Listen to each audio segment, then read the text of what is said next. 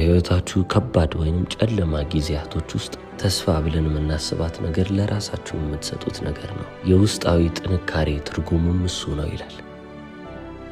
በሕይወታችን ውስጥ በጣም ከባድ የሚባሉ ጊዜዎች ይፈጠራሉ። እሱ ግልጽ ነው። ነገር ግን በእነዛ ጊዜያቶች ውስጥ በጣም አስፈሪ የሚባለው ነገር ተስፋ ማጣት ነው። ሁሉም ነገር በዛ ሰዓት ከባድ ይሆንብናል። ሸክምን ተሸክመን ነው የምናልፈው። የውድቀታችንን፣ የጸጸታችንን፣ በቃ ሁሉም ነገር ቱማች ይሆንብናል፣ ከበቂ በላይ። ይህንንስ አልችለውም የምንለው ይሆናል። ተስፋ ብለን የምናስበውም ነገር ከውጭ የሚመጣ ምናልባትም እንደ አዲስ የሥራ ዕድል፣ አዲስ ትንፋሽ ወይንም ደግሞ አዲስ የሚባል አጋጣሚ ሊመስልብን ይችላል። አይሮህ ግን ተስፋ እንደዚህ አይደለም። ተስፋ ከውጭ የምትጠብቁት ነገር ሳይሆን በራሳችሁ በውስጣችሁ ውስጥ ክሬት የምታደርጉት ወይንም የምትፈጥሩት ነገር ነው ይላል። ይህንንስ በተግባር አሳይቶናል ወይ ካላችሁ፣ እስር ቤት ውስጥ የተወረወረ ሰዓት ላይ ያደረገው ብቸኛው ነገር ይህንን ነበር። በፊልም ውስጥ በጣም ለብዙ ዓመታቶች ዙኮ የተባለውን ገጸ ባህሪ ፕሮቴክት ሲያደርገው፣ ሲጠብቀው፣ ጋይድ ሲያደርገው፣ መንገድ ሲያሳየው፣ ወደ ትክክለኛው የህይወት መስመር እንዲገባ ሲረዳው ነበር። በዚህ ሰዓት ነው ታዲያ ራሱን እስር ቤት ውስጥ ሊያገኝ የቻለው። ብቸኛ ሆነ፣ ተከድቷል፣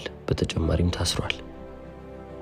የሰው ልጅ ዝቅተኛው ነጥብ የቱ ጋ ነው ካላችሁ፣ ማንም የለኝም፣ ብቻዬን ነኝ፣ ተከድቻለሁ፣ የኔ የምለው ሰው የለም ብሎ ባሰበበት ሰዓት ነው። ታዲያ አሁን በዛ ሰዓት ላይ በቃኝ ማለት ይችላል። የተፈጠረበት ነገር ህይወቱን እንዲያመሰቃቅልለት በቃ መፍቀድ ነበር የሚጠበቅበት። ምክንያቱም አንዴ ተመሰቃቅሏል ብሎ ማሰብ በቂ ነበር። አይሮህ ግን በዚህ የሚያምን ሰው አልነበረም። ጭራሽ እስር ቤት ውስጥ ሆኖ ራሱን ማሰልጠን ጀመረ። ትሬን ማድረግና የተሻለ ሰው ለመሆን ሞከረ። ሁሌም ቢሆን ዝግጁ ሆኖ መጠበቅን ይመርጣል። ምክንያቱም ቀኔ የመጣች ቀን ላይ ወይንም ደግሞ ሰዓቱ በደረሰች ቀን ላይ እኔ መድረስ ያለብኝ ከፍታ ላይ ደርሳለሁ ይላል። ሆፕ ብለን የምናስበው ወይንም ተስፋ ብለን የምንጠራው ነገር የሚሰጥ ነገር ሳይሆን ውሳኔ ነው። በራሳችንም ህይወት ውስጥ የተፈጠሩትን ተስፋ አስቆራጭ የሚባሉትን ነገሮች ማስታወስ እንችላለን። ስራ ያጣንበት ቀን ይሆናል። የምንወደውን የቅርብ ሰው ያጣንበት ጊዜም ሊሆን ይችላል። የተከዳንበትም ቀን ሊሆን ይችላል። በእነዚህ ሁሉ አስከፊ የሚባሉ ቀናቶች ላይ ቀላል የሚባለው አስተሳሰብ ምን እንደሆነ ታውቃላችሁ? ተስፋ የምትባለዋ ነገር የሆነ አጋጣሚን ጠብቃ ትመጣለች ብሎ ማሰብ ነው።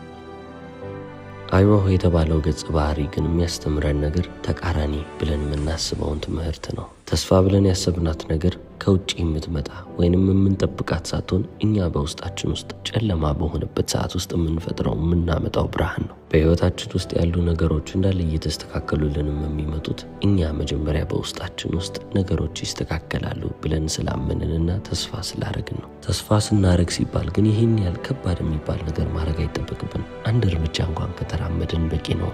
ምናልባትም ገናና ሆናችሁ ላትወጡ ላትታዩ ትችላላችሁ። ነገር ግን ካላችሁበት ጨለማ የሚባል ቦታ ውስጥ ትንሽዬ ብርሃንን ማምጣት ትችላለሁ ብሎ ማመን በቂ ነው። አንድ እርምጃ ማለት እቺ ብርሃን፣ እቺ ተስፋ ማለት ነች።